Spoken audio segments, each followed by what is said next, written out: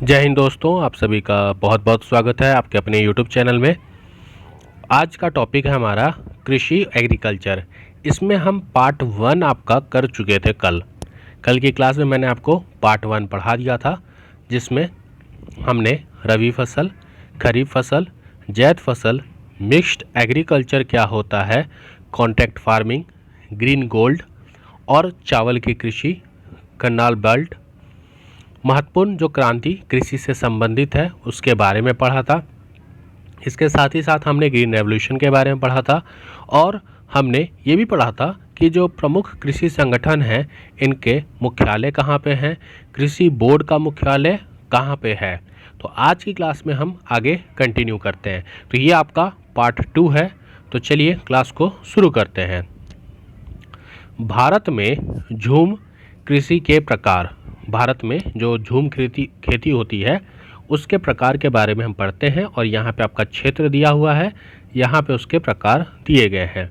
उत्तर पूर्वी राज्य असम, मेघालय, मिजोरम और नागालैंड में आपका झूम कृषि के प्रकार की बात करें तो वहाँ पे झूम खेती होती है, मतलब झूम नाम के है। आंध्र प्रदेश और उड़ीसा में पोंदू, पामाडाबी, केमान और बारीगा नाम है इस झूम खेती के प्रकार का।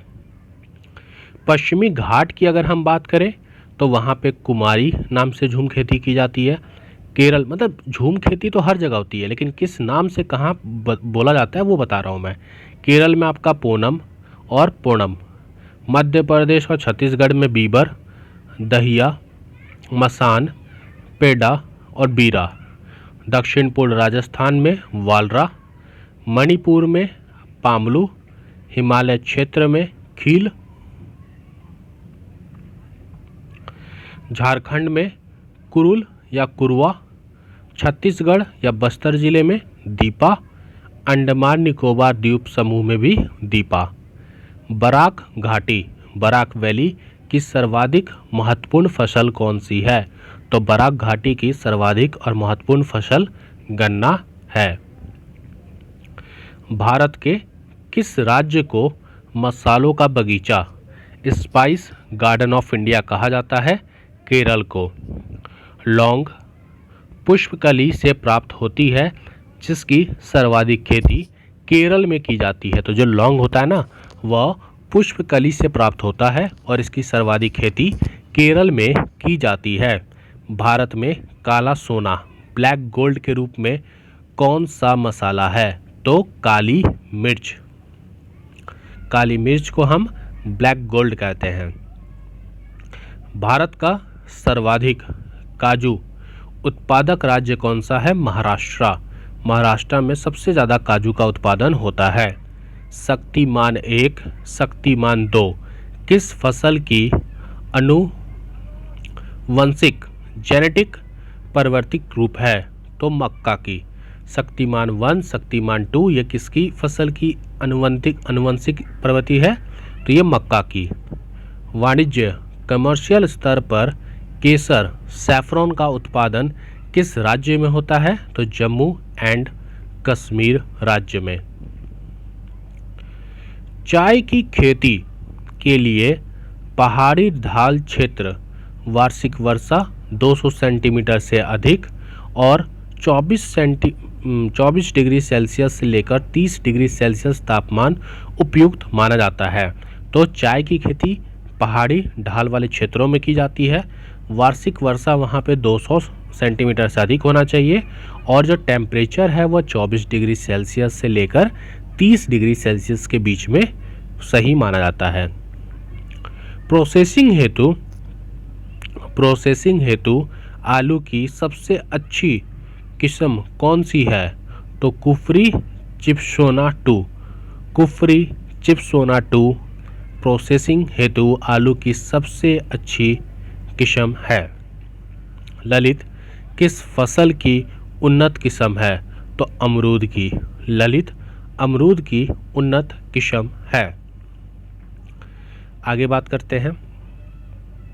उत्तराखंड में उगाया जाने वाला अनाज मडुका, जिसे गोदा कहते हैं, इसका निर्यात अधिकांश किस देश को किया जाता है? तो जापान को। उत्तराखंड में एक अनाज उगाया जाता है जिसे हम मंडुका कहते हैं, मंडुआ, जिसे कोदो कहते हैं। ये जापान को निर्यात किया जाता है। निर्वाह मूलक कृषि सब्सिस्टेंस एग्रीकल्चर के अंतर्गत मोटे अनाज तथा चावल का उत्पादन किया जाता है। Subsistence agriculture. अदरक के खाने योग्य भाग को क्या कहा जाता है? तो अदरक के खाने योग्य भाग को हम प्रकंद, राइजोम कहते हैं। ठीक है। भारत का कौन सा राज्य खाद्यान्न उत्पादन में प्रथम स्थान पर है? तो यह है उत्तर प्रदेश। केरल राज्य विश्व में किसके उत्पादन के लिए प्रसिद्ध है? तो गरम मसालों के लिए। गरम मसालों के लिए केरल राज्य। कुछ प्रमुख कृषि संस्था दिए गए हैं, इन संस्था के बारे में हम पढ़ते हैं। पहला है राष्ट्रीय मत्स्य उद्योग विकास बोर्ड। ये कहाँ पे है? हैदराबाद में। राष्ट्रीय चावल शोध संस्था, ये आपका कटक में है। भारत डेयरी निगम। राष्ट्रीय डेयरी विकास बोर्ड, ये कहाँ पे है? आनंद में। भारतीय डेयरी अनुसंधान संस्था करनाल में है। गन्ना प्रजनन संस्था कोयम्बटूर में है। केंद्रीय कॉफ़ी अनुसंधान संस्था, ये आपका चिकमंगलुरु में है। जूट कृषि अनुसंधान संस्था, ये आपका बैरकपुर में है। केंद्रीय उर्वरक गुणवत्ता नियंत्रण एवं परीक्षण संस्था फरीदाबाद में। टिड्डी चेतावनी संगठन जोधपुर में। कृषि विपणन एवं निरीक्षण निर्देशालय फरीदाबाद में है। राष्ट्रीय पौध संरक्षण एवं परीक्षण संस्था, ये आपका हैदराबाद में है। चौधरी चरण सिंह राष्ट्रीय कृषि विपणन संस्थान जयपुर में है। केंद्रीय चारा बीज उत्पादन फार्म, ये आपका हैसर खट्टा में है। विवेकानंद पर्वतीय कृषि अनुसंधानशाला, ये आपका अल्मोड़ा में है। केंद्रीय कृषि अनुसंधान संस्था, ये आपका पोर्ट ब्लेयर में है। लघु किसान कृषि व्यापार संघ न्यू दिल्ली में है। राष्ट्रीय जैव उर्वरक विकास केंद्र, ये आपका गाजियाबाद में है। पशु रोग जांच प्रयोगशाला पुणे में है। पशु स्वास्थ्य एवं पशु चिकित्सा जैविक संस्थान कलकत्ता में है। पशु चिकित्सा एवं जीव विज्ञान संस्था बेंगलुरु में है। पशु स्वास्थ्य संस्था जालंधर में है। पशु चिकित्सा जैविका, ये आपका गुवाहाटी में है। राष्ट्रीय पटसन एवं संबंधित रेशे अनुसंधान संस्था, ये आपका कोलकाता में है। और भारतीय प्राकृतिक रेजिनिस एवं गम संस्था, ये आपका रांची में है। आगे बात करें मालवीय विकास, अमर, आजाद, बहार, पारस आदि अरहर, तूर की प्रमुख किस्में हैं। ठीक है। आगे बात करें तो यहाँ पे कुछ फसल दिए गए हैं और राज्यों के स्थान दिए गए हैं, तो इसके बारे में थोड़ा सा देख लेते हैं। वैसे ये पुराना डाटा है, लेकिन फिर भी मैं तो इस पर नहीं जाना चाहूँगा, क्योंकि पुराना डाटा है तो पुराना डाटा से हमें उतना फ़ायदा होगा नहीं, तो हम इस पर थोड़ा आगे बढ़ते हैं। अगर विभिन्न फसलों के उत्पादन को देखें तो चावल में सबसे फर्स्ट पे कौन है? पश्चिम बंगाल है। गेहूं पे उत्तर प्रदेश है। बाजरा पे राजस्थान है। मक्का पे कर्नाटका है। चना में मध्य प्रदेश है। ये आपका फर्स्ट, सेकंड और थर्ड स्थान है। ठीक है। अरहर तूर में कर्नाटका फर्स्ट, महाराष्ट्र सेकंड। मसूर में उत्तर प्रदेश आपका फर्स्ट है। मूंगफली में गुजरात, सरसों में राजस्थान, सोयाबीन मध्य प्रदेश, सूरजमुखी कर्नाटका, कपास महाराष्ट्र, जूट पश्चिम बंगाल, आलू उत्तर प्रदेश, प्याज महाराष्ट्र। ये कुछ आपके फसल हैं जहां इस राज्य में सबसे ज़्यादा इनकी खेती होती है। गन्ना की बात करें तो गन्ना की सबसे ज़्यादा खेती उत्तर प्रदेश में होती है, उसके बाद महाराष्ट्र में। अब धीरे धीरे ये शिफ्ट हो रहा है महाराष्ट्र के तरफ। भारत की जो दालें हैं उनका सबसे बड़ा उत्पादक राज्य कौन सा है? मध्य प्रदेश है। भारत का सबसे बड़ा चाय उत्पादक राज्य असम है। सोनालिका, अर्जुन और सोना किस फसल की उन्नत किस्में हैं? गेहूं के। सोनालिका, अर्जुन और सोना ये गेहूं की फसलें हैं। पैगिंग, पैगिंग किस फसल के लिए लाभकारी प्रक्रिया है? तो मूंगफली के लिए। ठीक है। झूम कृषि एक पद्धति है जिसे कर्तन एवं दहन कृषि स्लैश एंड बर्न एग्रीकल्चर के नाम से भी जाना जाता है। झूम खेती को गहन कृषि इंटेंसिव फार्मिंग का तात्पर्य क्या है? तो इंटेंसिव फार्मिंग का तात्पर्य है न्यूनतम भूमि में अधिकतम उपज। राजस्थान किस फसल का प्रमुख उत्पादक है? तो सरसों एवं बाजरा।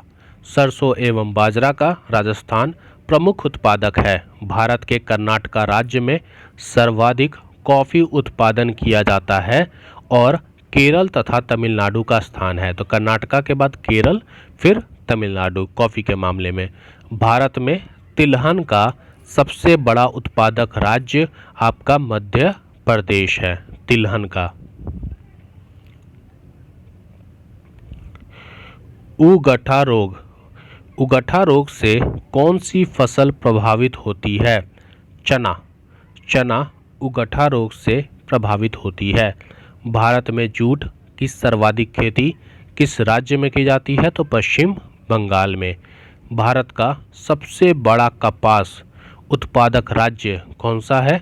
तो कपास उत्पादक राज्य आपका है गुजरात। क्या है? गुजरात। भारत का सबसे बड़ा रबर और नारियल उत्पादक राज्य केरल है। क्या है? केरला। भारत के किस राज्य में कहवा, रबड़ और तंबाकू की कृषि होती है? तो कर्नाटका।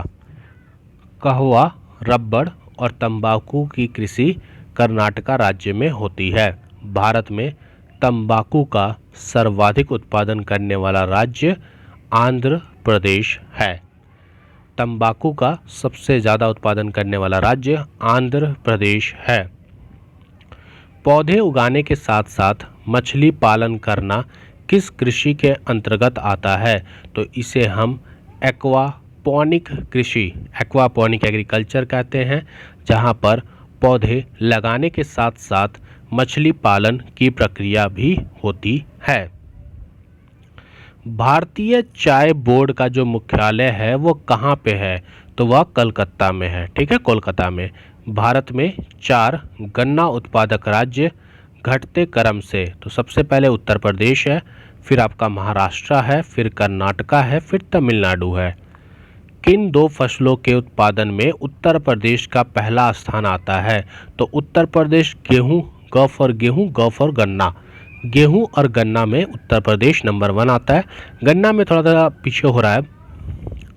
लैंडसीड का वृहत्तम उत्पादक राज्य कौन सा है? गुजरात है।